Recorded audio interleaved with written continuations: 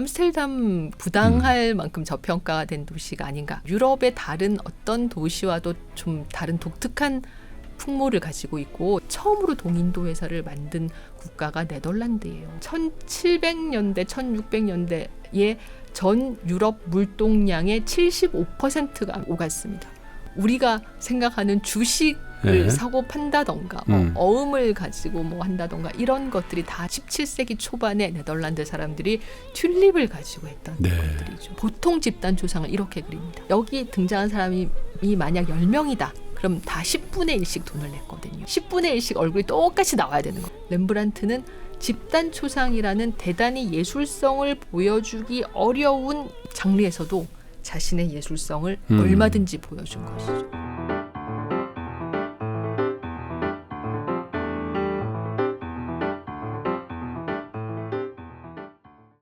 자, 3프로TV 시청자 여러분, 그리고 전국에서 또 지구촌 곳곳에서 저희 3프로TV의 컨텐츠를 늘 성원해 주시는 투자자 여러분, 오늘 아주 즐거운 시간으로 여러분 다시 만나보겠습니다. 저의 표정이 굉장히 평상시보다는 윤택하고 환해 보이지 않나요? 네, 바로 그 시간입니다. 전원경 교수님의 아트 앤 더 시티. 오랜만에 여러분 뵙게 되는 것 같아요. 많은 분들이 왜 이렇게 뜸뜸이 올리냐, 좀 현기증 나니까 좀 빨리 좀 올려달라, 이런 성원의 댓글들도 많으셨는데 제가 좀 게을르기도 했고 또 우리 전 교수님이 좀 바쁘셔서 오늘은 그 대신 좀 특별한 여행으로 여러분 모시려고 하는데요. 유럽의 여러 도시 중에 아마 꽃하면 이 도시가 아닐까요? 튤립으로 상징되는 도시, 그러면 네덜란드 암스테르담이죠. 그런데 암스테르담은 사실은 네덜란드라는 전체 권역을 이렇게 생각해 보면 정말 불후의 거장들의 도시이기도 하죠. 렘브란트의 도시고 또 고흐의 도시잖아요. 네덜란드라는 측면에서 보면 그러기도 하고, 이 프로를 보시는 분들이 투자자 여러분들이 많으신데 세계 최초의 증권거래소, 이 주식을 거래한 정말 우리 투자자들에게도 되게 의미 있는 도시인데 네덜란드 암스테르담으로 여러분 모시고 가겠습니다. 세종사이버대학의 전원경 교수님 모시죠. 어서 오세요. 안녕하세요. 오랜만에 모셨습니다. 네, 반갑습니다. 네. 오늘 유난히 스카프가 눈에 확 띄는군요. 네, 이걸 꼭 보이게 해달라고 제가 PD님께 말씀드렸는데 암스테르담에 있는 반고 미술관에서 제가 사온 그 고흐 스카프입니다. 네. 오늘 위해서 제가 꺼내 왔습니다. 고흐의 그림을 소재로 해서 프린팅한. 네, 해바라기를 소재로. 그렇군요. 이런 거를 사실 만들어서 예쁘게 만들어서 판다는 것부터가 네덜란드 사람들이 얼마나 뛰어난 상인들인가라는 점을 보여주는 한 단면인 것 같아요. 저는 네덜란드 사람 하면 그닥 그렇게 막 정감이 있거나 그러진 않아요. 왜냐하면 제가 영국에 있을 때 교수님도 그러셨는지 모르겠는데 스키폴 공항에서 전 트란지트 많이 해갔거든요. 그때 너무 등치가 큰 네덜란드 사람들, 그리고 약간은 다른 유럽 사람에 비해서 조금 저 인상은 그냥 조금 딱딱했던 느낌, 뭐 그런 느낌이 좀 있는데 암스테르담이라는 도시는 어떤 도시? 일단 네덜란드 사람들이 유럽에서 가장 키가 큰 사람들 엄청 중에 크더라고요. 하나고, 평균 키가 저도 작은 편이 아닌데 182cm, 굉장히 키가 큰 사람들이고 아까 좀 딱딱하다라고 말씀을 하셨는데 일단은 가장 유럽에서 영어를 잘하는 사람들이고 영어 실력이 정말 대단합니다. 그리고 가면을 좀 쓰고 있는 듯한. 가면? 네, 친절함의 가면을 쓰고 있는 듯한. 저는 그 가면은 속을 봤나 봐요. 뛰어난 상인들이 살고 있는 이런 도시라고 생각이 됩니다. 저는 이제 그렇게 이 덩치가 크고 키도 크면은 독일 사람이고 그다음에 키가 큰데 좀 날씬하면 네덜란드 사람이거든요. 그리고 이 암스테르담은 아까 말씀하신 것처럼 스키폴에서 비행기를 갈아타는 경우에 많이들 가시는 것 같고 암스테르담으로 들어가시는 분들이 또 의외로 별로 없는 것 같아요. 그러니까 이 암스테르담을 내가 구경을 할 거야라고 하기보다는 스키폴에 가는 이유가 어디론가 비행기를 갈아타야 되는데 그 KLM 항공이 좀 싸서 맞아요. 그렇게 가시는 분들이 국적기죠. 굉장히 많은데 조금 암스테르담 그렇게 좀 저평가된 도시가 아닌가, 부당할 만큼 저평가된 도시가 아닌가라고 생각합니다. 일단 유럽의 다른 어떤 도시와도 좀 다른 독특한 풍모를 가지고 있고 제가 지금 보여드리고 있는데 운하가 굉장히 많아요. 네. 운하가 많고 이렇게 그림에서 보시는 것처럼 좁고 긴 집 이렇게 운하에 따닥따닥따닥 네, 맞아요. 붙어 있지 않습니까? 네. 그런데 요 집들이 이제 암스테르담이 담이라는 말이 댐이라는 뜻이고 저지대의 위에 그러니까 늪지 위에 서 있는 도시거든요. 네. 예. 그래서 이 암스테르담에서 이 새로이 건물을 짓는 것은 굉장히 어려워서 대부분 이런 집들을 사는데 운이 없어서 늪지 위에 있는 집을 사면 집이 아주 서서히 가라앉는 경우도 있대요. 지금도요? 네. 그러면 그 집을 보수하는데 집값 이상의 돈이 들 수밖에 없다라고 이야기를 합니다. 네. 여기 자세히 보시면 여기 다 이게 여기 천장에 갈고리가 있거든요. 네. 이 갈고리가 뭔가 하면 여기 갈고리에 도르래를 걸어서 이 운하에서 짐을 이렇게 끌고 오는 그런 구조입니다. 어떻게요? 이 대부분의 이 암스테르담에서 이런 집을 가지고 있는 사람들은 상인이었고 이 상인이나 아니면은 이제 무역을 하는 무역상이기 네. 때문에 이 운하로 배로 그런 물품을 싣고 와서 이 집으로 옮겨야 되는데 이 운하에 있는 배 위에 있는 물건을 바로 이렇게 건물로 끌고 오려면 여기 갈고리에 걸어서 그러니까 우리로 말하면 사다리차 역할을 하는 갈고리가 도르래 같은 걸로 이렇게. 도르래가 있습니다. 그리고 집이 이렇게 좁고 긴 이유는 집의 넓이가 넓으면 넓을수록 세금을 많이 내야 하기 때문입니다. 한마디로 이 암스테르담은 좋지 않은 땅이라고 보시면 글쎄요. 됩니다. 제가 그 역사책에서 본 것도 버려진 땅, 네. 늪지, 습지 여기에 유태인들이 가서 만든 도시가 암스테르담이라고. 그 역사서를 들었던 것 보면 세계의 진창이다라는 표현이 있을 정도입니다. 우리가 사실 옛날에 그 초등학교 때 전 국토의 4분의 1이 해수면보다 낮은 뭐 이런 식으로 그러니까요. 네덜란드를 배우지 않았습니까? 네. 네덜란드가 낮은 땅이라는 이야기인데 진짜로 그 암스테르담에 가면 그걸 어떻게 실감할 수 있나 하면 운하가 대단히 많고 네. 그리고 이 운하를 건너다니는 교통편이 마땅치 않기 때문에 사람들이 뭘 타고 다니나 하면 자전거를 타고 다닙니다. 어마어마하더군요. 예, 어마어마한 네. 자전거 행렬을 볼 수가 있습니다. 네. 그래서 처음에 암스테르담에 가시면 뭘 조심해야 하나 하면 자전거 길에 잘못 들어갔다가 자전거에 치이지 않도록 조심해야 됩니다. 그러니까요. 예. 차는 오히려 네, 차는 오히려 급정거가 차가 조심을 하는데. 급정거가 가능한데 자전거는 급정거가 어렵거든요. 그러니까요. 그래서 관광객들이 우왕좌왕하다가 자신도 모르게 이 네. 자전거 길로 들어가서 엄청난 자전거 때 습격 아닌 습격을 받는 경우가 있고, 그러니까 요는 어떤 느낌인가 하면 이 엄청나게 키가 큰 사람들이 네. 평균 키 182의 키가 큰 사람들이 긴 다리로 남자나 여자나 비가 오나 눈이 오나 자전거를 타고 달려가는 사람들이 암스테르담 사람들이에요. 그래서 네. 참 건강하구나. 사람들이 굉장히 건강하고 아주 옛날부터 뭔가 이런 늪지라는 악조건을 극복하면서 살아온 사람들이고 그러니까. 땅덩어리도 작기 때문에 살기 위해서 영어를 배우고 불어와 독어를 배우고 이렇게 해서 여러 나라 언어를 잘하는 사람들이구나라는 느낌을 받게 되는 동네입니다. 그러니까 어떤 겉보기의 화려함은 지금까지 저희가 보았던 그 어떤 유럽의 도시보다 덜해요. 화려함이 없는 네. 그런 굉장히 땅이지만 실용적인 사람들. 네. 사람들을 가만히 보면 근면하고 또 사치하지 않고 네. 규칙을 엄격하게 지키고 친절한 듯하지만 그 안에서는 철저하게 실리를 따지는 이런 사람들이 사는 곳이 아닌가라고 생각합니다. 그리고 사실 봄에 가면 이 튤립 축제를 보실 수가 있는데 네. 3월부터 5월까지 이 지금 암스테르담 딱 시즌이네요. 인근에 큐켄호프라는 곳에서 하는데요. 저도 이 튤립 축제를 실제로 가보기 전까지는 아니 꽃일 뿐이잖아. 뭐 꽃이 뭐 우리나라 뭐 에버랜드에도 튤립 많고 뭐 이렇게 생각을 했거든요. 그런데 엄청납니다.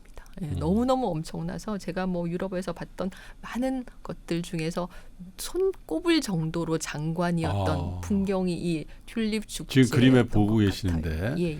저 나무들이 대체로 보니까 한 4, 5월의 실록 같군요. 네. 그게 이제 그 밑에 파란 잔디밭에 와 정말 화려한 정말 각양각색의 튤립들의 천지군요. 네, 엄청나게 많은 튤립들이 있고 우리나라 튤립보다 훨씬 더 크고 뭔가 개량이 잘 돼서 그렇겠죠. 크고 다양한 색깔의 튤립들이 있어서 이 튤립밭에서 커피를 이렇게 마시면서 꽃을 바라보다 보면 이런 게 정말 인생에서의 기쁨이 아닐까 이런 그런 소박한 생각도 막 들고 지금이라도 가고 싶네요. 그렇거든요. 예, 제가 잊을 수 없는 장관이고 그리고 또 암스테르담에서 조금만 또 나가면 이렇게 풍차들이 운하에 쫙 서 있는 광경도 볼 수가 있어요. 예, 과거에 이제 물이 찼을 때 물을 빼내기 위한 그런 동력이었다고 하는데 진짜로 이 네덜란드라는 땅덩어리 자체도 작지만 암스테르담도 그렇고 또 그 네덜란드 어디를 가도 눈에 띄는 건 뭔가 하면 산이 없다라는 점입니다. 저지군요. 저지. 네. 예. 가장 높은 산이 해발 700m라는 이야기도 들었어요. 그래서 네덜란드 화가들이 그린 그림을 보면 다 이렇게 지금 그림의 5분의 4 정도를 하늘이 차지하고 있고 5분의 1 정도 밑을 이렇게 땅이 차지하고 있는데 딱 봐도 하나도 언덕이 없지 않습니까? 그러네요. 전부 다 그 평지고 지평선이 보이거든요. 예. 근데 정말로 지금도 네덜란드에서 암스테르담 중앙역에서 기차를 타고 조금만 달려가면 이런 풍경이 보이고 지평선이 보여요. 예. 그래서 특이한 땅이고 뭔가 그 땅덩어리가 넓거나 또 뭐 자연의 축복을 받은 땅은 확실히 아니지만 그 땅을 잘 이용해서 사는 사람들이다라는 느낌이 드는 데입니다. 그래서 제가 뭐 비엔나도 뭐 어찌 저찌 독특하니까 꼭 가보셔야 된다.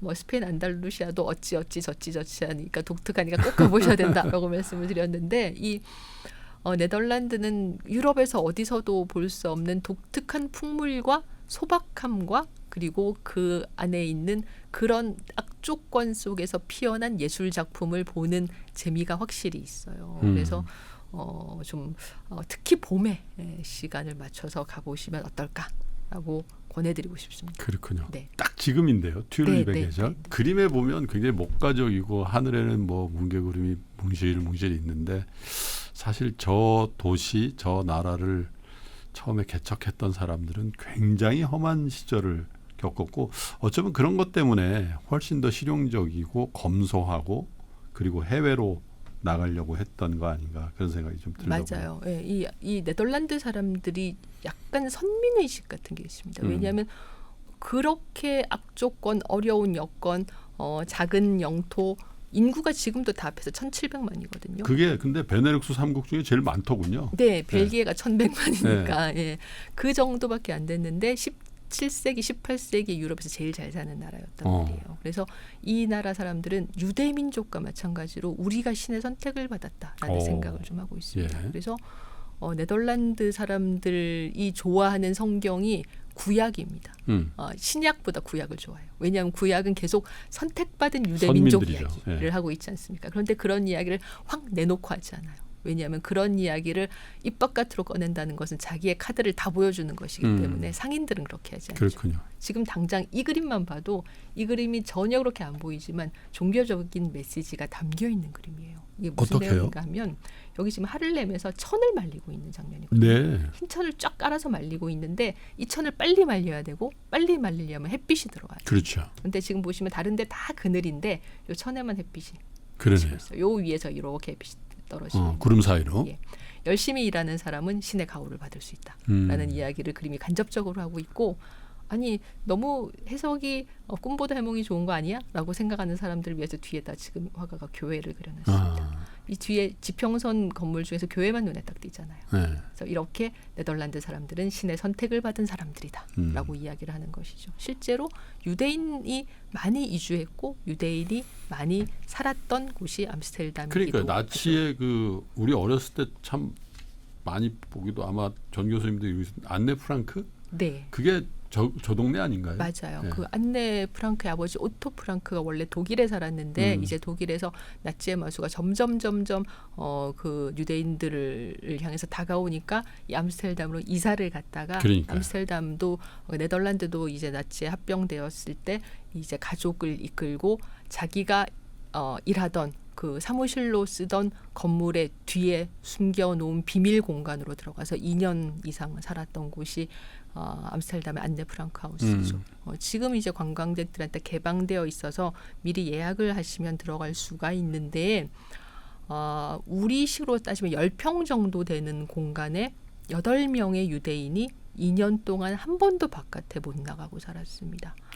예, 그 안타까운 것은 사실 노르망디 상륙 작전이 있은 지 2달 후에 이 아지트가 발각되는 바람에 이 프랑크 일가와 그 숨어있던 유대인들이 다 잡혀갔죠. 그러니까 그 안네 프랑크의 일기를 보면 거기서 이제 노르망디 상륙 작전을 숨죽여서 라디오로 듣는 장면이 나오거든요. 조금만 더.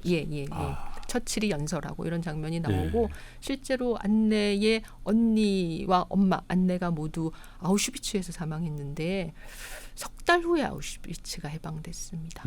그래서 조금만 더 버텼으면 살 수 있었던 안타까운 이야기고 그 8명 중에 생존자는 오토 프랑크 안네 일가의 아버지 한 명만 생존해서 이 네덜란드 암스테르담을 다시 돌아왔고 그때 그 일기가 어떻게 오토 프랑크의 손에 들어왔나 하면 이 가족이 싹 다 잡혀가고 나서 나치가 그 아지트에 있는 물건들을 다 쓸어갔는데 그 직전에 나치가 물건들을 쓸어가기 직전에 그 오토 프랑크의 회사에서 일하고 이 안내 일가를 도와주던 네덜란드인 두어 사람이 들어가서 그 빨리 주울 수 있는 것을 모조리 다 주워왔어요. 그러니까 그 뭔지도 모르고 막 있는 대로 다 막 그 숨겨가지고 나온 거예요. 그 중에 하나가 안내 일기였습니다. 그래서 안내 일기가 빛을 보게 된 것이죠. 종전 후에 오토 프랑크가 딸의 일기를 입수하게 되고 사실은 내용을 이제 오토 프랑크가 많이 첨삭을 해서 어찌 보면 공동 저자는 안네와 오토 프랑크다라고 볼 수도 있지만 그 일기에 담겨 있는 많은 내용이 그 14살, 15살밖에 되지 않았던 소녀가 2년이나 10평밖에 되지 않는 그 은신처에 갇혀서 괴로움과 고통 속에서 희망을 잃지 않으려고 했었던 그 이야기를 담고 있는 것만은 결국 분명합니다. 비극으로 끝났지만. 네. 그래서 그런 유대인들이 많이 살았기 때문에 그리고 그 유대인들이 많이 살았다라는 이야기는 과거에 이 나라의 상인이 많이 살았다라는 이야기죠. 그래서 그런 안네 프랑크가 네덜란드 암스테르담에 살았고 그런 것들은 다 보면 어찌 보면 역사적인 큰 물줄기 안에 있는 이야기다라고 생각하시면 될 것 같습니다. 지도가 떴네요. 네, 드디어 여기 지금 네덜란드, 벨기에가 있는데 영국에서도 가깝고 굉장히 가까워요. 예, 독일이랑 가까운 자 크게 보면 이렇게 있습니다. 네. 제가 항상 이 베네룩스 3국을 새 같다고 생각이 들어요. 여기 벨기에가 새의 몸통, 네덜란드가 새의 날개, 룩셈부르크가 새의 발 같은 느낌이에요. 예. 여기 네덜란드 영토가 우리식으로 따라지면 경상도 정도이고 벨기에 영토는 전라도 정도. 그러니까 다 합하면 전라도와 경상도 정도이기 때문에 투어를 가시기에 용이한 지역이기도 하죠. 왜냐하면 이 독일 이렇게 큰 프랑스 막 이렇게 큰 돌아다니는데 상당히 어렵잖아요. 근데 요 두 군데 전라도 경상도 정도 면적이면 돌아다니기도 사실 쉽고 재미있습니다. 왜 재미있는가 하면 이렇게 가까이 있는데 두 국가의 분위기와 건물이 다 달라요. 글쎄요. 일단 벨기에는 프랑스어와 네덜란드어를 쓰고 네덜란드는 네덜란드어를 쓰는데 네덜란드어는 사실 독일어랑 많이 비슷하죠. 그래서 이 네덜란드 사람들은 기본적으로 네덜란드어와 독일어를 하고 옆에 또 벨기에가 있으니까 프랑스어를 하는 경우가 굉장히 많고 또 기본적으로 영어는 다 하기 때문에 그게 얼마 좋아요. 여러 나라 말을 합니다. 제가 한번 이 암스테르담에서 기차를 타고 브뤼셀로 간 적이 있었는데 그 기차에서 차장이 네덜란드어, 프랑스어, 영어 세 가지로 이제 안내 방송을 하더라고요. 그래서 대단하다 이렇게 생각했는데 제가 이제 네덜란드 출신의 친구들에게 물어보면 나라가 너무 작기 때문에 어찌 보면 당연하다라고 이야기를 합니다. 이 친구들이 뭐라고 그 네덜란드 친구들이 해준 얘기 중에서 제가 제일 재밌었던 얘기가 뭔가 하면 비행기를 타고 이렇게 유럽을 날아가는데 네덜란드가 창에 비쳐서 와 네덜란드다라고 하면서 친구 옆자리에 있는 친구를 딱 쳐다보면서 네덜란드 지금 날아가고 있어라고 이야기하고 다시 딱 창을 보면 이미 네덜란드가 사라지고 독일이 보인다라고 1, 2초면 지나갈 수 있다라고 이야기할 정도로 작기 때문에 이렇게 작은 국가에서 살아남기 위해서 자신들이 외국어를 배우는 것은 너무 당연하다라고 이야기를 했어요. 그래서 제가 물어보지 않았지만 그렇지만 벨기에는 또 안 그렇던데? 라고 좀 물어보고 싶은 느낌이 좀 들었어요. 왜냐하면 벨기에는 우리가 생각하는 것보다 훨씬 더 국제적인 암스테르담보다 오히려 좀 더 국제적인 느낌이 드는데 예를 네. 들면 EU 본부가 있다던가. 그렇죠. 네. 브뤼셀. 네. 그런데 오히려 이 벨기에 사람들은 영어를 그렇게 잘하지 못하고 인접한 국가이기도 하고 벨기에 자체가 불어권과 네덜란드어권으로 나뉘어져 있는데도 불구하고 불어권에 있는 사람들이 네덜란드어를 못하는 경우가 대단히 많아요. 예.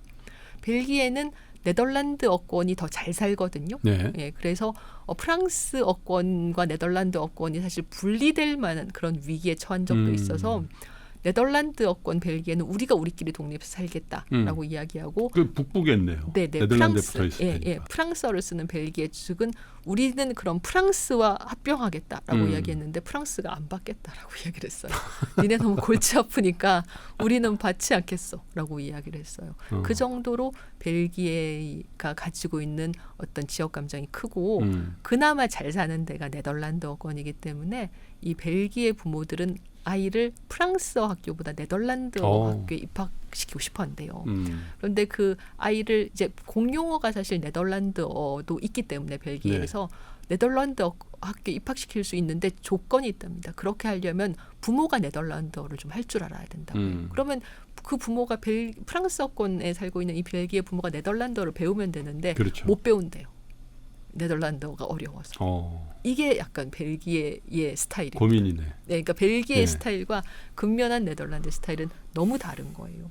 그게 좀 재미있는 게 뭔가 하면 과거에는 한 나라였거든요. 플랑드르라고 불리는 그렇죠. 저지대에 뭔가 과거에는 한 국가의 개념이 상당히 적었기 때문에 희박했기 때문에 뭐 프랑스의 일부 또는 플랑드르라고 불리는 독립된 지역 뭐 이런 식의 느낌이었는데 그때만 해도 중세 때만 해도 벨기에 측이 더 잘 살았습니다. 우리가 브뤼셀에 가면 그 그랑플라츠 유럽에서 가장 화려한 시청 앞 광장에 가게 되는데 정말 레이스처럼 정교하게 예쁘게 만든 건물들이 많이 보이고 이 건물들이 모두 중세 시대에 만들어진 거 1300년대 1400년대에 만들어진 건물들이에요. 이런 건물들이 브뤼셀에 만들어질 수 있었다. 옛날에 잘 살았다라는 이야기고 실제로 이 브뤼셀에서는 뭘 수출했나 하면 직물을 수출했습니다. 네. 그 직물이 아주 고급한 직물을 수출해서 그 직물이 가지고 있는 이득이 굉장히 컸어요. 반면 네덜란드는 뭘 만들어서 팔았냐면 뭘 만들어서 팔 게 없고 땅덩어리가 원체 가난하고 뭐가 안 나는 지역이기 때문에 바다에 가서 청어를 잡아서 청어를 팔았어요. 청어 유명하죠. 그러니까 그 네덜란드 사람들이 지금도 청어를 굉장히 좋아하는데 이 청어가 주는 이득보다 당연히 레이스라던가 고급 직물이 주는 이득이 훨씬 더 그렇겠죠. 컸어요. 그래서 과거에는 이 벨기에 지역이 네덜란드 지역보다 잘 살았고 우리가 알고 있는 100년 전쟁이 영국이 프랑스를 침공한 이 100년 전쟁의 원인 중에 하나가 영국인들은 양모를 이제 많이 가지고 있었기 때문에 영국에는 지금도 양이 많지 않습니까? 그렇죠. 그 양털을 가지고 고급한 직물을 짜려면 이 플랑드르의 그 모직물 제조 기술이 필요해서 그래서 영국이 이 플랑드르를 얻기 위해서 프랑스를 침공한 것이 100년 전쟁의 이유 중에 하나이기도 하거든요. 그러니까 옛날부터 이 지역은 좁고 농사가 그렇게 잘 되진 않았지만 여러 가지 이유로 강대국들이 탐내는 지역이었던 겁니다. 그리고 먼저 발전한 곳은 오늘의 분위기와는 좀 다르게 네덜란드보다 벨기에여서 이 벨기에에서 그려진 플랑드르 화파의 그림들을 좀 보면 이 당시 이 플랑드르의 특징을 좀 볼 수가 있습니다. 이 그림이 이제 그 플랑드르에서 그려진 수태고지 트립티크라고 해서 이 가운데에는 대천사 가브리엘이 마리아에게 와서 성령의 힘으로 잉태했음을 알리는 장면. 왼쪽에 이 사람들은 그림을 그리라고 화가에게 돈을 줘서 그 그림을 완성한 그림을 성당에 기부한 기증자들입니다. 이 기증자들의 얼굴을 딱 그려놔야 사람들이 이 그림을 볼 때마다 누가 기증했구나 알 수 있는 거죠. 그렇죠. 오른쪽에 이제 목수 요셉이 그려져 있는데 여기서 요 신뢰가 말하자면 이 당시에 15세기 초반에 부유한 플랑드르 사람들의 집안 살림을 보여주고 있습니다. 그런데 상당히 많은 가구들이 있어요. 원목 테이블도 있고 그다음에 이렇게 의자도 있고 네. 벽난로도 있고 벽난로가 너무 뜨거울 때를 대비해서 그 앞에 쳐놓은 쉐이드도 있고 그다음에 반짝반짝하게 닦은 노쇠 이 주전자도 있고 화병도 있습니다. 네. 그러니까 이 정도면 상당히 많은 것을 갖추고 살았다. 1400년대 초예요. 네, 알 수 있죠. 그리고 이 수태고지의 장면이 실내에서 벌어지는 것을 보면 이 지역이 날씨가 별로 좋지 않구나라는 것도 알 수 있습니다. 날씨가 좋으면 이 수태고지가 바깥에서 벌어질 수가 있거든요. 예를 들면 이탈리아에서 그려진 수태고지들 중에 많은 수는 집 바깥에서 벌어집니다. 네. 왜냐하면 바깥이 날씨가 좋으니까. 그리고 여기서 또 하나 우리가 뭘 알 수 있나 하면 이 지역이 직물을 짜는데 많은 노하우를 가지고 있었고 그것이 그림으로도 연결됐구나라는 점 알 수가 있어요. 왜냐하면 모든 것을 굉장히 다 꼼꼼하게 그렸거든요. 그러네요. 예, 하나도 희미하게 그린 것이 없습니다. 이게 왜 그런가 하면 고급 직물에 무늬를 넣을 때 예. 하나라도 무늬를 빠뜨리고 짜면 처음부터 다시 짜야 되지 않습니까? 그렇죠. 그 직물을 버려야 되지 않습니까? 그래서 플랑드르 사람들은 굉장히 꼼꼼했어요. 그림을 그릴 때도 직물에 무늬를 넣듯이 모든 것을 다 그렸습니다. 그래서 요 당시에 플랑드르 화가가 그린 그림들 이런 그림들이 있는데 여기 보닛에 접힌 자국, 굉장히 디테일하네요. 핀을 꽂은 핀 예. 다 그리지 않았습니까? 그래요. 하나도 빠지지 않고 그려야 굉장히 되는. 사실적인. 네. 1400년대 여자와 우리가 마주보고 있는데 이 여성이 600년 전에 살았던 여성이 이렇게 생생할 수가 없습니다. 그래서 이런 식의 그림들이 이제 그 네덜란드나 벨기에 미술관에 가면 많이 있고 미켈란젤로가 뭐라고 얘기했냐면 플랑드르 화가들은 모든 것을 그리려다 하나도 그리지 못하고 말았다라고 얘기했습니다. 약간 매우 좀 무시하는 듯한. 그렇죠. 네. 예, 미켈란젤로의 눈에는 다 그렇게 보였겠죠. 말하자면 이렇게 모든 디테일을 다 꼼꼼하게 그리는 것이 좋은 그림을 그리는 방식이 아니다라는 이야기를 미켈란젤로가 한 셈인데 그것이 플랑드르 화파의 스타일이었습니다. 이렇게 해서 네덜란드와 벨기에는 플랑드르라는 하나의 이름으로 불렸고 굳이 따지면 잘 사는 쪽은 남부 오늘날의 벨기에였는데 네. 계속 이 독립된 이런 상태를 유지하기도 하고 또 16세기에는 어디의 소유였냐면 합스부르크가의 소유이기도 하다가 비엔나의 본거지. 네. 여기 이 스페인령 합스부르크가가 이 플랑드르를 지배하고 있었습니다. 거리가 좀 상당히 멀지 않습니까? 그러니까 프랑스는 건너뛰었어요. 네, 그러니까 이렇게 멀리서 원격 조정으로 지배하는 게 쉬운 게 아니었을 거예요. 네. 예. 그런 와중에 이 북부 7개 주가 위트레이트 동맹을 맺어서 1579년에 우리는 스페인령 합스부르크로부터 독립하겠다라고 선언합니다. 독립하겠다고 선언한 표면적인 이유는 우리는 개신교 중에서 칼뱅파를 받아들였다. 그런데 합스부르크가는 카톨릭을 신봉하고 있기 때문에 종교적인 이유로 우리는 합스부르크가와 함께 갈 수 없다라고 선언을 했어요. 그렇게 해서 독립전쟁이 벌어졌고 이게 네덜란드 역사에서 말하는 80년 전쟁입니다.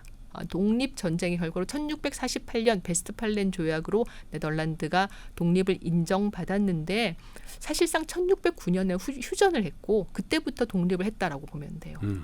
그런데 이 네덜란드가 독립을 한 것은 표면적으로는 우리는 개신교고 니네는 그러니까 합스부르크는 카톨릭이니까 우리 함께 갈 수 없어 였지만 실질적인 이유는 무엇이었냐면 이 네덜란드가 이렇게 좋지 않은 자연 조건에도 불구하고 바다로 나가서 청어무역부터 시작해서 네. 청어 팔아서는 아무리 팔아도 돈이 안 되니 더 비싼 거 팔아야 되겠다라고 판단해서 막 비단도 팔고 향료도 팔고 좀 더 가성비가 좋은 그러니까 이윤을 높게 할 수 있는 무역을 하기 시작해서 돈이 많아졌기 때문입니다. 그리고 칼뱅파를 받아들였지만 사실상 카톨릭의 강력한 어떤 추종자가 된 스페인에서 추방당한 유대인들을 다 받아들이게 돼요. 그렇죠. 예, 그래서 이 유대인들이 생활력도 굉장히 강하고 그다음에 똑똑한 사람들이지 않습니까? 그래서 많은 그런 기능공 상인들이 암스테르담에 오면서 암스테르담은 크게 부흥했고 그러니까 이 크게 부흥했는데 이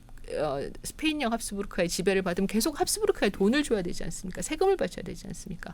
우리는 그럴 수 없다라고 생각을 한 거죠. 그렇게 해서 필사적으로 독립운동을 했고 독립을 쟁취한 후에는 네덜란드는 뭘 택했냐면 귀족과 왕이 없는 공화국 체제를 선택하게 됩니다. 네.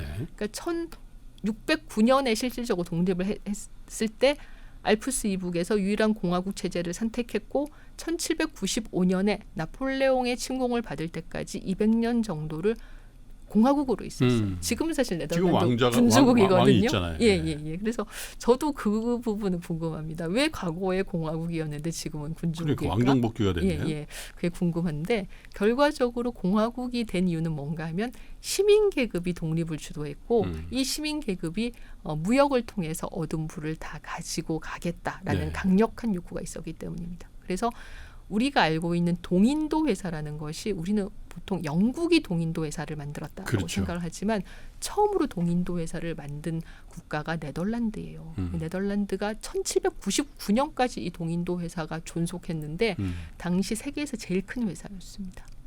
말하자면 이 네덜란드에서 아시아 쪽으로 무역에 투자한 사람들이 그 투자한 부를 다시 투자한 부분에 이윤을 붙여서 다시 받을 수 있도록 중개를 해주는 회사가 동인도 네. 회사였고 동인도 회사는 군대도 가지고 있었어요. 17,000명의 군대를 가지고 있었습니다. 그 동인도 회사에 투자한 사람들이 이윤을 돈으로 받지 않고 뭘로 받았냐면 주식으로 받았기 때문에 너무 잘 아시겠지만 1608년에 세계 최초의 증권거래소가 암스테르담이었지 않습니까? 예, 그래서 이 암스테르담 1700년대, 1600년대에 전 유럽 물동량의 75%가 암스테르담을 향해 통해서 오갔습니다.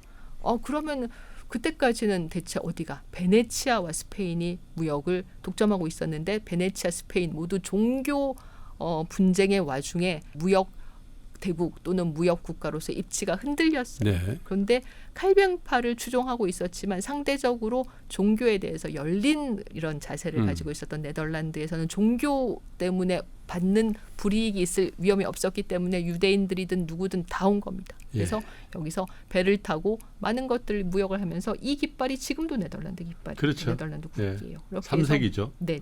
저 프랑스 거랑 좀 헷갈리는데 그렇죠. 프랑스는 이렇게 세로고. 유럽의 많은 국기가 3색이기 때문에 근데 이 깃발이 지금도 네덜란드의 깃발이 맞아요. 이렇게 해서 암스테르담을 중심으로 해서 네덜란드는 무역을 하면서 크게 번영을 합니다. 우리가 뉴욕을 이야기할 때 1626년에 뉴욕을 처음으로 산 사람들 네덜란드 상인들이잖아요. 뉴 암스테르담이었잖아요. 뉴 암스테르담이었잖아요. 예.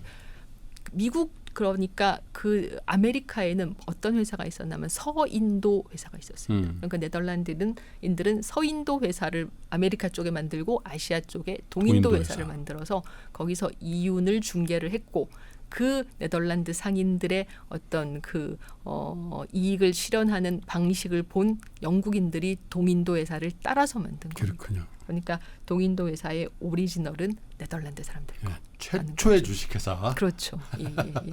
지금도 사실 나가사키에 가면 데지마 상관 가보신 분들 계실 텐데 일시적으로 일본이 개항을 했다가 막부가 1637년에 이제 쇄국을 단행하고 모든 유럽 그 어떤 국가들과의 무역을 다 금지했을 때 그 당시에 포르투갈, 영국, 스페인, 네덜란드 4개국의 상선이 나가사키까지 갔었는데 그때도 예외적으로 일본과의 무역을 승인받은 국가가 네덜란드였어요. 그래서 나가사키에 가면 하우스텐보스라고 하우스는 유명하죠. 그 약간 네덜란드풍의 테마파크가 그렇죠. 있는데 왜 그런가 하면 나가사키가 네덜란드와 일본 사이를 잇는 관문이었기 때문입니다. 그런 것만 봐도 얼마나 장사를 잘하는 사람들이었나라는 것을 알 수가 있고 그 당시부터 이제 장사를 하기 위해서 다양한 언어를 했기 때문에 지금도 영어를 잘하는 것은 당연하다라는 이야기를 네덜란드 사람들이 하죠. 저는 네덜란드 하면 우리 옛날 어르신들은 그 화란이라 그랬어요. 화란. 그죠? 그래서 땡성 사이다 선전할 때 화란 나르당 전 아직도 벽에서 올라오는 그게 무슨 향료를 썼나요? 저랑 김프로님의 이 연식이 다르다라는 게 또 저는 그게 기억이 안 나거든요. 기억 나실 텐데. 아니 기억 안 나는데요. 아마 이거 보시는 5, 60대 분들 중에 맞아 그때 화란 뭐 당에 뭐 그런 얘기. 그 화란이라는 이름은 정확하게는 모르겠지만 아무튼 일본 쪽에서 온 게 아닐까라는 느낌도 들고 일본에서는 그래서 그 네덜란드 1호 사전이 1700년대 이미 가능됐다고 하고 일본에서 네덜란드를 연구하는 난학이라는 학문이 있었습니다. 예, 그 난자가 네덜란드 할 때 그걸 것 같아요. 화란할 때 난인 것 같아요. 그래서 그런 것만 봐도 네덜란드라는 나라 자체는 우리나라 경상도만 하니까 사실 얼마나 작은 나라예요. 그리고 그 나라의 대부분이 쓰기가 어려운 정말로 늪지에 가까운 그런 땅임에도 불구하고 세계를 지배하는 그런 세력을 떨쳤다. 인도네시아도 다. 그렇죠. 한때 이제 인도네시아가 이 네덜란드의 식민지였기 때문에 지금도 암스테르담에 가면 인도네시아 식당이 많이 있습니다. 예, 그런 것만 봐도 그 사람들이 과거에 우리는 선택받은 민족이다라고 생각했던 것은 어찌 보면 타당한 것 같고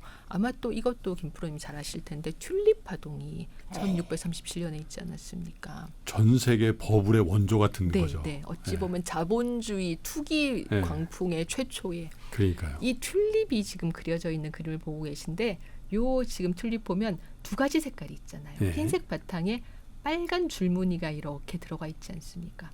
이게 가장 당시에 비쌌던 샘페르 아우구스투스라는 튤립이고 이 샘페르 아우구스투스의 튤립 구근 하나의 가격이 튤립 파동이 일어나던 1637년에 5,200길더였다고 하는데 그러면 어느 정도 가치죠? 황소 한 마리의 가격이 120길더였습니다. 그 황소 50마리? 그렇죠. 네, 그 정도. 최고 10,000길더까지 올랐다라는 얘기도 스테이크를 몇 개를 먹는 거야. 그러니까 당시에 이제 돈을 좀 잘 버는 상인이 1년에 버는 돈이 1,500길더였다고 하고 그 지금 네덜란드 국립미술관 레익스 뮤지엄에 있는 그 렘브란트의 야경이 당시에 화가가 받았던 돈이 1,600길더입니다. 그러니까 만약 1,500길더를 한 5천만 원 정도로 잡는다고 하면 그거의 3.5배니까 이 샘페르 아우구스투스라는 튤립 구근의 가격이 얼추 계산해도 1억 5천만 원이 넘었다는 거죠. 그때 그 야경하고 바꿔서야 되는데. 그죠? 그게 너무나도 막 엄청나게 가격이 올라가다가 그 올라가는 가격에 공포를 느낀 사람들이 일제히 투매를 해서 한 하루 이틀 만에 100분의 1 이하의 가격으로 떨어진 것이 바로 튤립 1637년의 튤립 파동인데 그러면 튤립이라는 꽃이 네덜란드에서 났나라고 생각을 하실 수도 있을 것 같은데 원산지가 네덜란드가 아니고 원산지는 파미르 공원이라고 해요. 파미르 공원? 네. 파미르 공원에서 튤립이 나서 터키, 튀르키예를 거쳐서 유럽으로 들어왔습니다. 근데 이 튤립이 그때까지는 꽃의 여왕이 장미였는데 그 16세기부터 유럽에서 꽃의 여왕의 자리를 튤립이 뺏게 됩니다. 꽃이 훨씬 더 크고 뭔가 기품이 있다고 해서.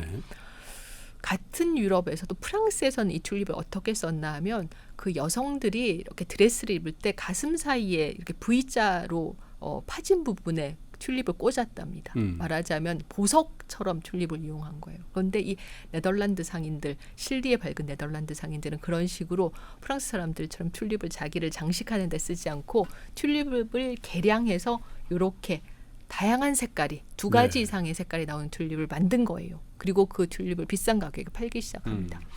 근데 튤립은 구근에서 나잖아요. 그렇죠. 그러니까 그 구근이 어떤 꽃을 피울지 모르지 않습니까? 그런데 만약 그 구근이 이렇게 여러 가지 색깔이 섞여 있는 꽃이 핀다면 엄청난 이익을 얻을 수 있기 때문에 꽃이 피기 전에 구근을 미리 거래한 것이 이게 제가 김프로님 앞에서 이런 이야기를 해서 정말 죄송한데 선물 거래잖아요. 네. 그런 식으로 어찌 보면 우리가 생각하는 주식 을 사고 판다던가 어음을 가지고 뭐 한다던가 이런 것들이 다 17세기 초반에 네덜란드 사람들이 튤립을 가지고 했던 것들이죠. 제가 전홍근 교수님하고 아테앤더 시티 아마 이 암스테르담이 7번째 시간이죠. 네네. 런던, 파리, 로마, 뉴욕, 그 다음에 비엔나, 그 다음에 스페인, 안달루시아, 그 다음에 7번째인데 정말 몰랐습니다. 전 교수님 입에서 주식, 선물, 투자 이런 얘기가 나올 줄은.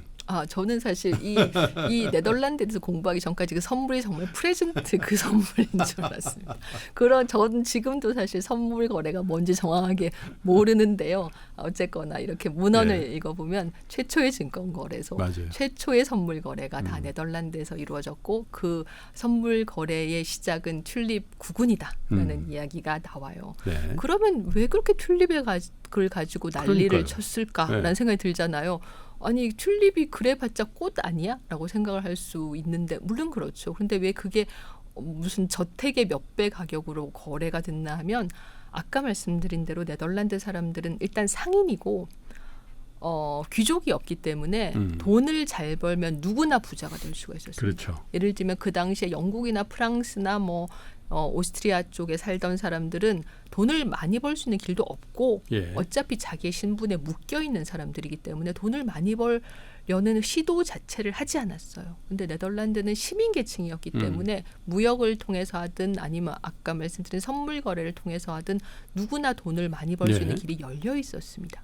그리고 또 네덜란드는 칼뱅파, 가장 엄격한 개신교를 믿었기 때문에 돈을 많이 벌어도 자기의 부를 자랑하면 안 돼요. 왜냐하면 그것은 사치, 나태, 방탕 이런 것들은 칼뱅파가 가장 경계하는 악습이었기 때문입니다. 그런 것들을 이런 그림이 보여주는데 얀스테인이라는 이 사치를 경계함이라는 그림에서 보면 뭔가 집안이 난장판이잖아요. 그러네요. 예, 지금 이 남자가 집안의 남편이고 이 여성이 집안의 안주인입니다. 이 안주인은 이미 술에 취해서 잠들어 있고 지금 이 남자도 술에 취해서 이 여성은 매춘부거든요. 매춘부가 지금 숨겨놓은 돈을 막 빼내고 이쪽에서 막 시계 이런 것들을 풀어가고 하나도 지금 모르고 있어요. 얼마나 안주인이 집안 살림을 제대로 못했으면 지금 돼지가 들어와서 뭔가를 주워 먹고 있고 또 창밖에서 개가 뛰어 들어와서 이 차려지는 음식을 먹고 있고 막 이 악기를 연주하고 이렇게 막 피리를 불고 바이올린을 연주하고 노는 것은 당시에 그렇게 긍정적인 바람직한 모습이 아니었습니다. 악기 연주라는 저런 것은 걸 싫어하죠. 예, 악기 연주라는 것은 니나노 놀고 있는 거예요. 그래서 이런 식으로 자신들의 삶을 제대로 건사하지 못하고 흥청망청 사는 사람들은 어떻게 되는 것인가? 위에 지금 아슬아슬한 가느다란 끈에 바구니가 하나 묶여 있는데 금방이라도 이 바구니가 떨어질 것 같은데 그 바구니에 뭐가 실려 있냐면 목발이 실려 있습니다. 그러네요. 네, 그러니까 이 금방이라도 바닥에 떨어질 것 같은 이 목발은 뭘 의미하냐면 이렇게 사는 이 집안의 그 부부는 곧 건강을 잃고 먹발의 신세를 지는 어려운 처지로 빠질 수밖에 없다라는 것을 그림을 통해서 지금 보여주는 것이고 이것이 당시 칼뱅파의 가치관이었거든요. 그러니까 칼뱅파는 열심히 일하고 근면하게 일해서 돈을 버는 것은 좋은데 돈을 벌어도 그 돈을 자랑하거나 아니면 그 돈을 벌었다고 흥청망청을 살면 안 되는 겁니다. 프란첼스가 그린 이 풍경 속의 가족 조상화라는 그림을 보면 이 두 명이 엄마 아버지 집안의 이제 그 남편과 아내이고 이 두 명은 아들 딸이거든요. 네. 그런데 보시면은 그 남성 아버지와 아들이 똑같은 옷을 어머니와 딸이 똑같은 옷을 입고 있어요. 그러네요. 그리고 옷도 색깔이 다 이렇게 까만색이나 갈색 화려한 옷이 아니죠. 당시의 네덜란드 사람들은 부자도 가난한 사람도 옷을 입었을 때 큰 차이가 없었습니다. 입성에서 자기가 잘 산다는 것을 보여주는 사치스러운 옷을 입는 것은 당시에는 비난받을 일이었어요. 그래서 지금 이 부부는 돈이 많은데 입성으로는 그것을 자랑할 수가 없는 겁니다. 그래서 이 부부는 어떤 식으로 자기가 돈이 많다, 자신들이 돈이 여유 있다라는 것을 자랑했냐면 자세히 보시면 여기 흑인 소녀가 그려져 있죠. 노예인가 봐요. 네, 이 흑인 소녀는 이 집안의 하녀입니다. 하녀를 쓸 수 있을 만큼 충분히 돈이 많다라는 것을 그림으로 보여준 겁니다. 말하자면 그림에서 부자라는 것을 은근히 보여줘야지 노골적으로 나는 부자야라고 이야기하면 그때부터는 이제 돌팔매를 맞는 것이죠. 그런 분위기였기 때문에 사치스러운 옷이라던가 보석 같은 걸로 자기를 자랑할 수 없고 당시의 네덜란드 사람들이 자신의 부를 자랑할 수 있는 방식은 정원에 튤립을 심는 것이었습니다. 정원에 튤립을 심으면 근데 그 튤립에서 그렇죠. 이런 샘프레 아우구스투스 같은 이런 튤립이 심겨져 있으면 그 집은 엄청난 부잣집인 것이죠. 두 가지 색깔로 돼 있는지도 보겠군요. 네. 그래서 지금 이 한스 볼롱히르라는 화가가 그리는 이 꽃병이라는 그림에 이렇게 많은 샘프레 아우구스투스가 꽂혀 있는 이유는 무엇인가 하면 절대 다수의 사람들이 이 비싼 튤립 구근을 구할 수 없기 때문에 그림을 보면서 이제 마음을 좀 이 그림으로라도 좀 그 샘프레 아우구스트를 가진 듯한 네. 느낌을 가져보자라는 것이죠. 이런 식으로 네덜란드 사람들, 암스테르담을 중심으로 번성한 시민 계급은 확실히 당시의 다른 유럽 국가들의 귀족이라던가 다른 사람들과 다른 처지에 있었습니다. 그들은 충분히 돈을 벌 수 있었고 그리고 자연적인 악조건을 이용해서 오히려 부자가 되었고 그것을 자랑스럽게 생각하지만 그것을 또 노골적으로 드러내고 자랑할 수는 없는 그런 처지였던 거예요. 그런데 특이한 것은 무엇인가 하면 그런 분위기에서 굉장히 많은 화가들이 나왔어요. 글쎄요. 예. 그럼 이게 또 궁금하죠. 대체 그 상인들, 철저하게 실리를 따지는 상인들에게 그림이 무슨 소용이 있었을까? 약간 사치스러운 것 같은데. 네. 일단 뭐가 있었냐면 1566년에 플랑드르가 이제 종교 개혁의 여파를 맞으면서 개신교는 성상과 성화로 교회를 장식하는 것을 터부시합니다.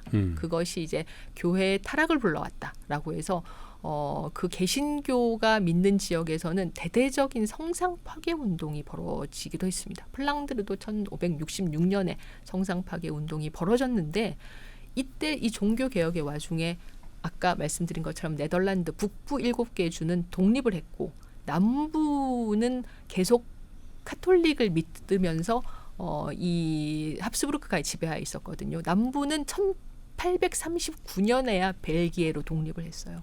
그래서 남부는 이렇게 많은 성상과 성화가 파괴된 후에 더 많은 새로운 성화를 빨리 그려서 성화가 파괴된 성당을 장식해야 했습니다. 그렇겠네요. 그때 그림을 그린 인물이 바로 안트베르펜의 화가, 벨기에를 대표하는 화가 루벤스가 플란다스의 개. 그렇죠. 예, 그 네로와 그 파트라슈의 이야기.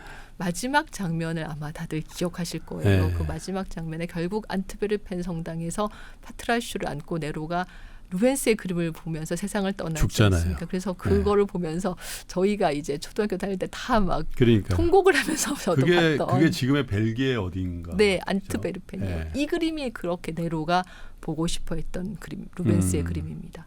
십자가에서 예수를 내리는 이 그림을 그 당시에 성당에서 네로에게 보여주지 않아서 돈을 낸 사람만 볼 수 있었거든요. 그러니까요. 그런 루벤스의 그림이 벨기에에서는 이런 대규모 성화들이 그려졌던 것이고 이제 네덜란드는 벨기에와는 달리 우리는 개신교, 우리는 성상성화 필요 없다라고 해서 화가들이 굉장히 큰 수입원이 지금 이 종교화입니다. 예, 지금 당장 이 십자가에서 예수를 내림 이 그림도 아마 거의 5, 6m의 대작이었을 거예요. 보니까 3년 동안 그린 걸로 돼 있군요. 12년부터 14년간. 일단 루벤스가 작은 사이즈의 그림을 먼저 그려서 그림을 그 청탁한 측에 먼저 보여주고 오케이 사인을 받으면 그 큰 그림의 밑그림은 밑그림까지는 루벤스가 그려요.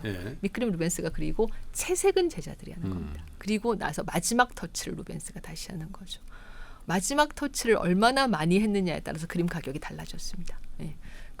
이렇게 큰 그림은 당연히 보수도 많았겠죠. 비싸겠죠. 예. 그러니까 이런 그림이 화가의 큰 수입원이고 두 번째로 큰 수입원은 무엇인가 하면 왕족과 귀족의 초상입니다. 왕족과 귀족의 초상도 큰 궁정에 걸려 있어야 하니까 크게 그렸을 테고 또 왕족과 귀족의 체면상 충분히 보수를 줬기 때문에 그 두 가지가 화가들에게는 가장 중요한 수입원인데 네덜란드에서는 일단 그런 종교화 못 그리고 그다음에 왕족 귀족 없으니까 초상화도 못 그리잖아요. 화가의 불모지가 되겠군요. 그렇죠. 예. 그런데 오히려 화가들이 굉장히 많았다. 무슨 이야기인가 하면 첫 번째로 종교화를 그리지 못하지만 원체 칼병파를 독실하게 믿었던 사람들이 네덜란드 상인이었기 때문에 간접적으로 종교의 느낌을 주는 그림을 원했습니다. 그런 것들이 이 바니타스 정물 같은 작품들인데 이 바니타스가 무슨 뜻인가 하면 라틴어로 헛되다라는 뜻입니다. 전도서를 보면 헛되고 헛되니 헛되다. 모든 것이 예. 헛되도다라는 구절이 있는데 그 구절을 그림으로 그린 거예요. 예. 지금 보시면은 해골이 일단 있고 예. 그다음에 술병, 그다음에 칼, 책, 악기가 있고 그다음에 불이 꺼진 램프와 소라 껍질이 있습니다. 이 불이 막 꺼진 램프, 개가 빠져나간 소라 껍질은 영혼이 빠져나간 육신을 상징합니다. 쓸모없죠. 네, 그러니까 이 해골과 함께 이 램프와 소라 껍데기는 죽음을 상징하는 것이죠. 유한한 생명. 네. 그리고 그 유한한 생명 앞에서는 이 악기가 나 술이 의미하는 쾌락도, 칼이 의미하는 권력도, 책이 의미하는 지식도 다 네. 소용이 없다. 헛되고 헛되니 모든 것이 헛되다라고 이야기를 하는 겁니다. 그런데 왼편에서 빛이 들어오죠. 그 빛의 끝을 가보면 그림에는 그려져 있지 않지만 아마도 십자가가 있을 겁니다. 그러면 이렇게 유한한 우리의 인생에서 지식과 쾌락을 우리의 것으로 한다 해도 결국 우리는 죽음을 피할 수 없는데 그 죽음에서 우리를 구원할 수 있는 유일한. 것은 오직 신뿐이다. 라는 저의 광명이군요. 지금. 그렇죠. 광명. 간접적인 어떤 종교적인 이야기를 하는 이런 그림들을 그리기도 하고 아니면은 다른 방식의 초상을 그리기도 합니다. 그 다른 방식의 초상을 그린 이가 바로 우리가 알고 있는 렘브란트 자화상이네요. 판매인데 네. 이 자화상을 보면 자신만만해 보이는 좋은 모자와 좋은 의상을 갖추고 있죠. 당시에 네덜란드 최고의 초상화가였습니다. 네. 암스테르담에서 레이덴에서 태어났지만 방앗간집 아들로 태어났지만 20대 초반에 일찌감치 암스테르담으로 와서 초상화가로 활동했는데 그에게 초상을 청탁한 사람은 어떤 사람들인가 하면 부유한 상인들이었어요. 네. 근데 이 부유한 상인들은 어떤 식으로 청탁을 했냐면 1번 일단 내 직업이 그림에 보이게 해달라. 왜냐하면 자기의 직업이 자기의 큰 자긍심이니까. 2번 돈을 많이 벌었다는 것을 보이게 해달라. 그러나 은근하게 자기의 부를 자랑하지 네. 않지만 돈이 많다라는 것을 보이게 해달라라고 이렇게. 이야기를 했습니다. 겸양을 하지만 이렇게 예. 풍겨 나오게. 예. 그게 사실 굉장히 어려운 그렇죠. 거잖아요. 근데 그걸 렘브란트가 잘했어요. 이 니콜라스 루츠의 초상에는 어떻게 그 상징이 주어지나요? 저 사람이 부자라는 게. 일단 옷은 좋아 보입니다. 예, 니콜라스 루츠는 뭘 거래한 사람인가 하면 모피 상인입니다. 그런 것 같아요. 모피를 입고 있네. 지금 보시면 모피 모자를 쓰고 있고 지금 모피가 덧대에 있는 이 안감이 모피로 되어 있는 좋은 외투를 입었는데 밍크 자세히 같아요. 보시면 밍크 같아요. 자세히 보시면 정전기가 일어나고 있어요. 정전기가 촤르르 일어나고 있습니다. 좋은 털, 정말로 극세사 가느다란 털이니까 정전기가 일어났을 거예요. 그러니까 이 모피는 같은 모피 중에서도 최고급 모피인 겁니다. 그렇겠죠. 그러니까 이거 최고급 모피를 입고 있으니 이 사람은 돈이 많은 사람인데 자세히 보시면 지금 양미간을 찌푸리고 있고 얼굴에 홍조가 있고 눈은 충혈돼 있습니다. 나이가 좀 있잖아요. 실제로 60이 넘은 상태로 초상화의 모델이 됐다고 해요. 이 루츠라는 지금으로 치면 한 상인이. 80세 넘은 거예요. 그러니까 이 나이가 되도록 일을 했고 돈을 많이 벌었으면 은퇴를 해도 되는데 지금도 납기를 맞추기 위해서 밤새서 일을 한 겁니다. 손에 종이가 있어요. 이게 인보이스예요. 다 청구서. 납기를 맞추고 다 지금 짐을 배에 실었습니다. 라고 인보이스를 내밀고 주세요. 있어요. 그런데 지금 엄지손가락을 보면 엄지손가락이 비정상적일 정도로 발달해 있죠. 이것은 평생 험한 일을 한 사람의 손입니다. 양쪽 손 한번 보세요. 손이 굉장히 크고 손마디가 그러네요. 굵잖아요. 그러니까 이 사람은 돈을 많이 벌었지만 지금도 근면하게 일하고 있으니 그렇게 돈을 많이 벌 자격이 있다라고 그림이 우리에게 이야기를 해주는 것이죠. 렘브란트의 초상은 이런 식의 대화가 능력을 있군요. 가지고 있었습니다. 스토리를 우리에게 이야기해 주는 것이죠. 이런 그림을 렘브란트가 많이 그렸는데 그때 이 시민 계급이 좋아했던 그림 중에 하나가 집단 초상이라는 것이 있습니다. 그러니까 당시에는 사진이 없으니까 예를 들면 3% 뭐 10주년 기념 이러면 모든 임직원들이 다 앞에 나와서 사옥 앞에서 사진을 찍을 텐데 그런 사진 기념 사진을 대신하는 그림이 집단 초상입니다. 지금 이 니콜라스 튤프 박사의 해부학 수업은 공개적으로 해부학 강의를 하는데 이제 그 당시에 이제 의과대학에서 이렇게 해부학을 공개 강의를 했다고 해요. 시신은 사형수의 시신입니다. 이 툴프 박사는 뛰어난 외과 의사이고 암스테르담 시장을 역임하기도 한 유명한 인물이었다고 해요. 근데 이 지금 해부 장면에서 뭔가 사실 약간 잘못된 점이 있습니다. 어느 부분이 잘못됐을까요? 이번엔 못 맞출 것 같습니다. 너무 잘 맞췄어요. 문과에게는 약간 무리한 그러니까. 질문이었던 것 같습니다. 왜냐하면 네. 저희가 잘 모르지만 의과대학에서 해부를 하면 보통 배부터 가르지 않을까요? 그렇죠. 그렇죠. 네. 근데 지금 배를 안 가르고 팔을 팔을 가르네요. 갈라네요. 팔을 가르고 겸자로 뭔가 힘줄을 잡아당기고 있습니다. 예. 이것은 무슨 제스처인가 하면 외과 의사에게 가장 중요한 것은 손이다. 라는 이야기를 하는 것이고 겸자로 힘줄을 잡아당기면서 한쪽 손을 이렇게 들고 있는데 이 부분의 힘줄에 의해서 손가락이 이렇게 움직이는 것이다. 라고 제자들에게 가르치고 있는 겁니다. 네. 그럼 뭐가 잘못됐나요? 아니요.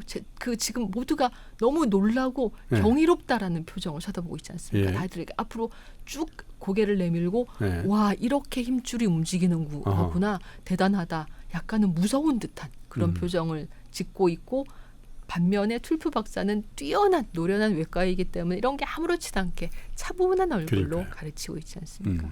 아니 이 그림이 이렇게 뛰어난 거야? 집단 초상 뭐 다 이런 정도로 그리지 않겠어? 라고 생각을 하실 수 있을 것 같은데 당시에 해부학 수업을 그린 다른 집단 초상을 보면 이렇습니다. 그렇군요. 보통 집단 초상을 이렇게 그립니다. 네. 왜냐하면 여기 등장한 사람이 만약 10명이다. 그럼 다 10분의 1씩 돈을 냈거든요. 그러면 다 10분의 1씩 얼굴이 똑같이 나와야 되는 겁니다. 근데 그 사람이 그 사람 같아요. 예. 그런데 렘브란트는 집단 초상이라는 대단히 예술성을 보여주기 어려운 이런 장르에서도 자신의 예술성을 얼마든지 보여준 것이죠.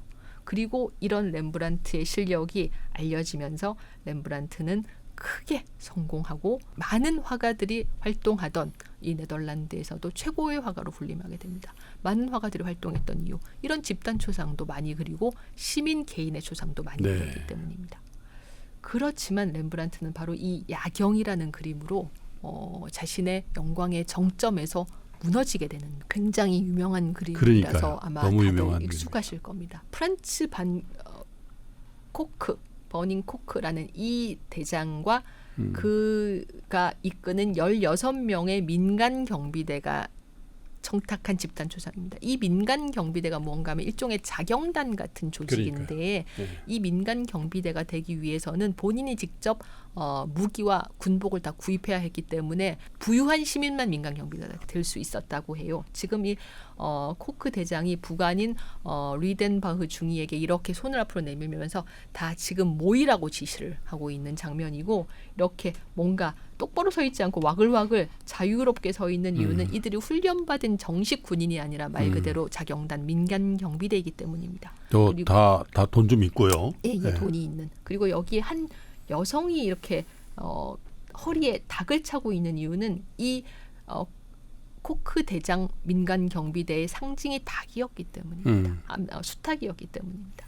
이 그림을 보고 모두들 렘브란트의 그림이 가지고 있는 놀라운 예술성에 감탄을 했습니다. 그리고 다들 더 이상 렘브란트에게 집단 초상을 아무도 청탁하지 않았죠. 왜요? 왜냐하면 그들이 원했던 민간 경비대 집단 초상은 이런 작품이었습니다. 평등하게 아까 나의 말씀드린 대로 n분의 1로 그려줘야 1씩, 되는데 n분의 1씩 돈을 냈기 때문에 n분의 1씩 얼굴이 나와서 뭐 그 민간 경비대 뭐 사무실이라던가 길드 같은데 걸 수 있는 말하자면은 우리식으로 따지면 창립 10주년 기념사진 같은 작품을 원했는데 렘브란트는 너무나도 예술적으로 그림을 그렸기 때문입니다. 저 그림만 봐도 왜 렘브란트를 빛의 화가라고 그런지 알 것 같아요. 저 빛이 탁 그죠? 여인과 대장과 부관에게 집중되는군요. 네.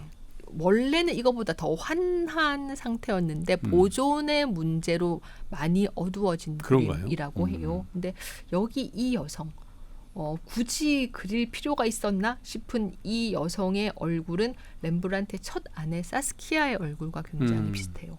이 그림을 그릴 무렵에 사스키아가 5번째 아이를 낳고 시름시름 앓다가 죽어요.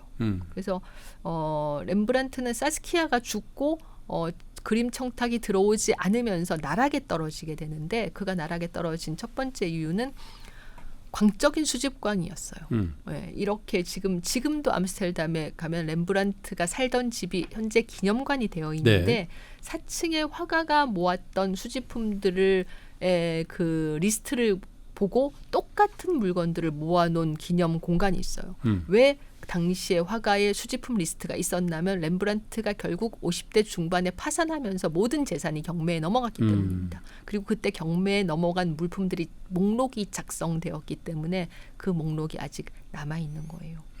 렘브란트는 이 아내가 살아있을 때부터 이 아내의 집안이 아버지가 어떤 소도시의 시장이고 오빠가 변호사인 좋은 집안이었습니다. 상당히 큰 지참금을 가지고 왔는데 너무 돈을 많이 쓰니까 처가를 비롯한 여러 군데에서 렘브란트를 비난을 했어요. 그러자 렘브란트는 아내와 자화상을 그려서 거기에 대답했는데, 이 자화상의 장면은 무엇인가 하면 신약성서에 나오는 돌아온 탕자의 스토리를 본인은 탕자로 막 방탕한 생활하는 탕자로, 아내인 사스키아는 당시 매음굴에서 만난 매춘부로 상정하고 그린 겁니다.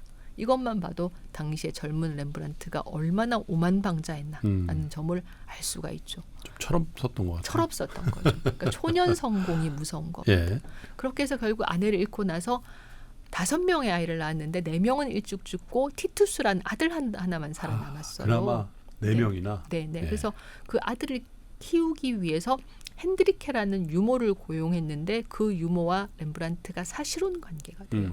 그것 때문에 더더욱 큰 비난을 받았습니다. 엄격하고 근면하고 어떤 도덕적인 생활을 중시하는 당시 암스테르담 사람들에게 사실혼 관계를 유지한다라는 것은 받아들일 수 없는 일이었어요.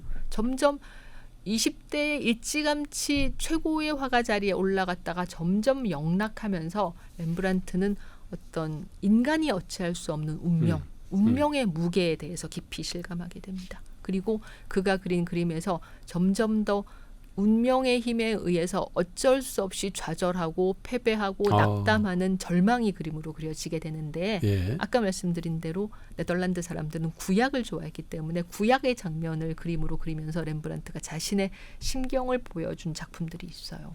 이 목욕하는 밧세바는 구약에서 보면 다윗이 자기의 그 밑에 장군 우리아라는 장군의 아내 밧세바를 취하기 위해서 우리아를 먼 전장에 보내서 희생시키고 밧세바를 자기의 첩으로 취하지 않습니까? 그때 밧세바가 지금 종이를 들고 있는데 이 종이에는 궁으로 들어오라라는 전갈이 쓰여 있겠죠. 그리고 그 전갈의 의미는 밧세바는 알고 있었을 거 아니에요. 그러나 왕의 명령이기 때문에 거역할 수 없어서 밧세바는 그 종이를 들고 궁에 들어가기 위해서 몸단장을 목욕을 하고 있는데, 그래서 표정이 묘한 표정이 나오는군요. 지금 눈물이 고여 있는데 눈물이 떨어지지 않고 있어요. 그러니까 밧세바는 지금 이 상황에서 소리 내어서 울 수도 없는 그런 상황인 겁니다. 이 밧세바의 얼굴이 보여주는 어찌할 수 없는 운명 앞에서 인간이 얼마나 낙담하고 절망하는가는 당시의 렘브란트 본인의 심정이랑 큰 차이가 없었겠죠. 어쩌면 사실 저 그 구약의 이 다윗의 밧세바를 취하는 그 이벤트 때문에 다윗이 굉장히 불행해지면서 대서사가 일어나잖아요. 그 어떤 다윗의 그 행로를 저 밧세바의 얼굴에서도 살짝 뉘앙스가 나온다, 이런 생각이 드네요. 어둡고 갈색의 뭔가 뒤에 배경은 모두 칠흑 같은 어둠 속에 잠겨 있고, 그림을 말하는 것은 인간이 어찌할 수 없는 운명입니다. 그 구약에 나오는 수많은 영웅들의 이야기에서 렘브란트는 그런 좌절과 절망을 읽어내요. 십계명판을 부수는 모세, 이것도 렘브란트가 죽기 얼마 전에 그린 그림인데, 지금 십계명판을 들어올린 모세는 영웅이 아니라 자기 눈앞에 벌어진 상황에 대해서 울분을 느끼고 그리고 너무 속상해서 울고 싶은 사람의 얼굴입니다. 그는 마치 울상인 것 같아요. 어둠 속에서 잘 보이지 않지만 그의 얼굴은 금방이라도 막 분노를 터뜨리면서 내가 지금까지 얼마나 고생했는데 라고 소리치고 있는 모습이지 위대한 영웅, 선지자의 얼굴은 결코 아니지 그러네요. 않습니다. 굉장히 인간적이네요. 네. 얼굴이. 렘브란트의 그 그림에서 이렇게 영혼이 그려져 있다라는 느낌이 드는 작품들이 많아서 그래서 사람들이 동시대에 활동했던 루벤스와 렘브란트를 보았을 때 루벤스의 작품은 기억 못하지만 렘브란트의 작품 기억할 수 있는 것 같아요. 아마 한국 그 미술 애호가들 또 한국의 저 같은 평범한 그림 보기를 좋아하는 분들 중에 가장 좋아하는 화가를 꼽으라면 글쎄 왠지 저는 뭐 그런 조사를 본 적은 없는데 5손가락 안에 렘브란트가 들어가지 않을까라는 생각도 들 정도. 저는 개인적으로 굉장히 좋아하는 화가라서 꼭 어떤 미술관에 가면 렘브란트의 그림이 있는지를 확인하고 그 앞에 한동안 머무르게 되는데 그게 저 구약성서에 있는 굉장히 위대한 인물들마저도 굉장히 인간적으로 그린 그런 화풍, 그런 그림의 스타일을 보면서 나도 괜찮은 거야 라는 어떤 그런 위안을 실패할 수밖에 없는 것이 그러니까요. 인간의 운명인 것 같습니다. 그 실패, 영웅을 그린 게 아니라 영혼을 그린 것이죠. 저 자화상. 예, 이때 보면은 이미 코가 빨개진 걸 보면 이제 술 너무 많이 먹었어요. 그리고 예, 배가 술 나오고. 많이 먹고 얼굴 피부도 정말 좋지 않고 죽음 앞에 바짝 다가선 얼굴인데 그러네요. 그런 자기 얼굴을 조금도 미화하려고 하지 않습니다. 렘브란트는 너무나도 뼛속 깊이 화가였기 때문에 더 이상 청탁이 들어오지 않고 청탁을 받아서 그림을 그릴 희망도 없는 상태에서도 그림을 그려야 하기 때문에 그린 것이고 그게 자화상이에요. 그리고 자기의 얼굴인 거예요. 근데 그 얼굴은 늙고 영락한 남자의 얼굴입니다.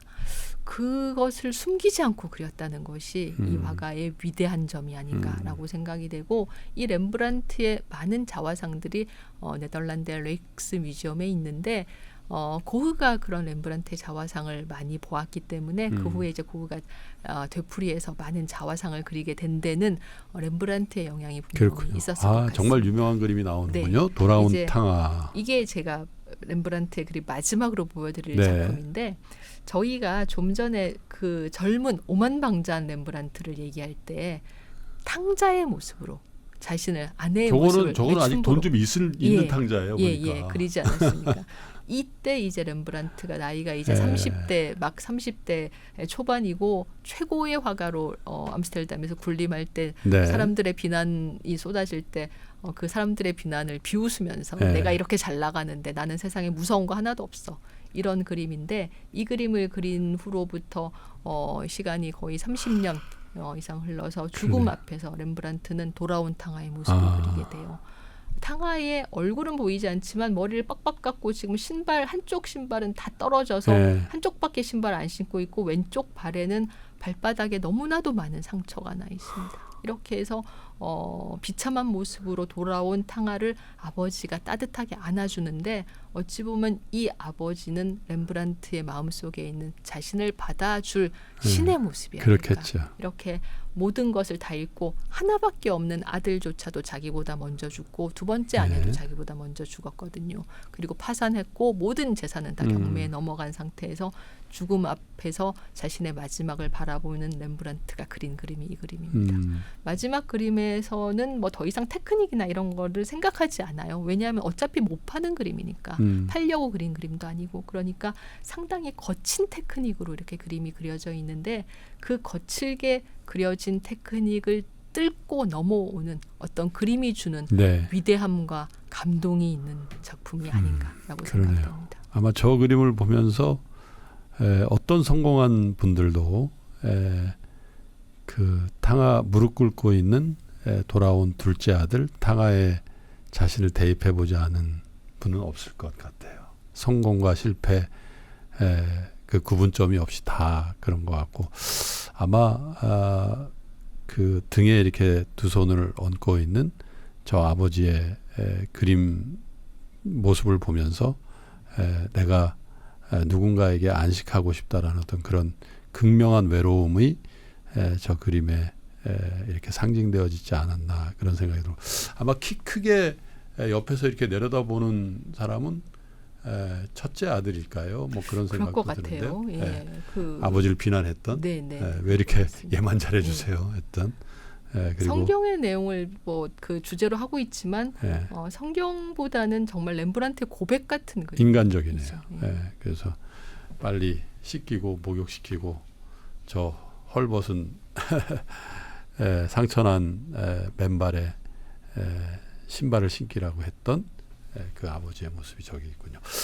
자, 렘브란트의 그림에 그냥 푹 빠져 있습니다. 저는 그런데 네덜란드 암스테르담을 여행하면서 렘브란트 그리고 루벤스의 그림 이렇게 보고 있는데 여러분 그 외에도 조금만 더 기다려 보십시오. 여러분들 너무 좋아하시는 반고흐의 그림도 많이 보여드릴 거고요. 그리고 어쩌면 반고흐나 렘브란트, 루벤스에 비해서는 한국 그 미술 애호가 여러분들에게는 좀 덜 알려질 수도 있는데 신비의 화가 페르메이르의 그림도 여러분 기대하셔도 좋을 것 같습니다. 저희는 한 5분만 쉬었다가 네덜란드 편 2부에서 여러분 다시 뵙겠습니다.